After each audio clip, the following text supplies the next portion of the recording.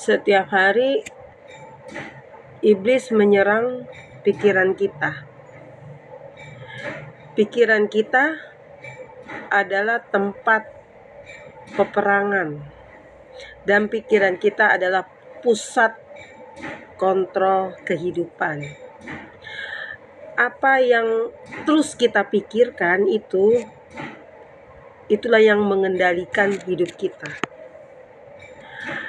Kalau kita izinkan kepahitan masuk ke dalam pikiran kita, maka apa yang kita ucapkan dari mulut kita juga pastilah kepahitan, menyakiti orang lain, ya, merendahkan orang lain, menghujat orang lain, karena pikiran kita sudah terkonsep dengan kepahitan dan hal-hal yang negatif. Tetapi kalau kita memikirkan yang manis, yang baik, yang sedap didengar, maka yang keluar juga dari mulut kita, dari hidup kita itu pasti yang baik, yang manis. Setiap hari akan banyak sampah yang datang, tapi kita bisa menentukan mana yang bisa masuk ke dalam pikiran kita dan mana yang tidak bisa masuk.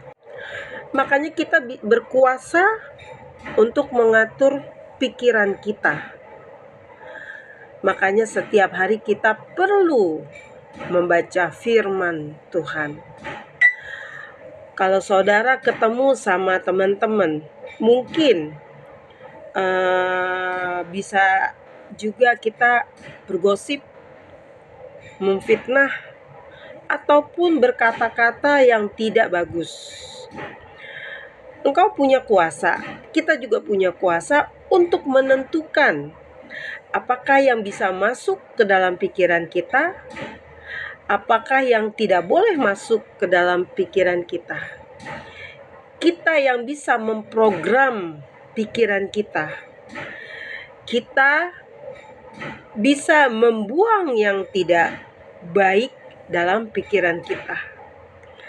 Kata firman Tuhan berkata, kita boleh memikirkan yang baik, yang mulia, yang sedap didengar.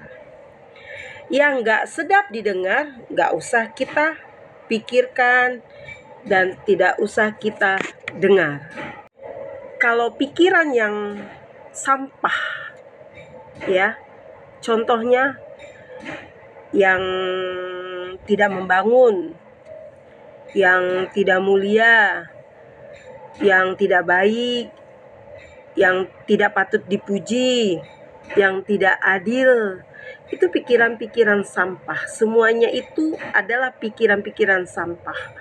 Sedikit-sedikit sauzon, sedikit-sedikit curiga, sedikit-sedikit memfitnah, sedikit-sedikit kita mempunyai pikiran yang jelek-jelek. Itu adalah pikiran sampah.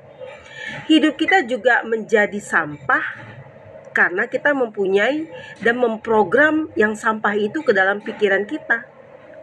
Akhirnya perbuatan kita menjadi masalah bagi orang lain. Kita bisa bertengkar, kita bisa ribut, kita bisa berantem, dan kita bisa adu debat, adu omongan. Semuanya itu adalah sampah. Karena awalnya kita sudah memprogram pikiran kita dengan hal-hal yang negatif. Belajarlah memprogram pikiran kita, masukinlah hal-hal yang baik di dalam pikiran kita. Baca firman Tuhan seperti Kolose 3 ayat 2. Pikirkanlah perkara-perkara yang di atas, bukan yang di bumi, karena Kristus adalah hidup kita dan kita hidup juga untuk Kristus. Terima kasih, Tuhan Yesus memberkati.